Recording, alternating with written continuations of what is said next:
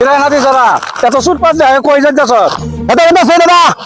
তোর এক কারা জমি নাই কোন খেতে যাইতাছ আমি প্রতি সিজনে 50 মণ ধান এমনি পাই না কি কর তুমি তো আমার ক্ষেত্রে জমি নাই এটা সারা বাড়িতে বন দেখতেছো তুমি হ্যাঁ এলে যত ইন্দিরা গাছ আছে সব এলা আমার আমি ইন্দিরা গাছ খুঁজবার গেছি ওরা ধান তুলে নিয়ে আই এন্দ্রের কাছে খুঁজে তুই ধান তুলবি হ্যাঁ এটা তোমার দেরি করে না ওই খুঁজ এই নে খুঁজবা দেখি দাদা হ্যাঁ এই যে দেখো এলে ইন্দিরা গাছ হ্যাঁ এলে সব হইতেছে আমার আচ্ছা খুঁজ দেখি তুমি তার কথা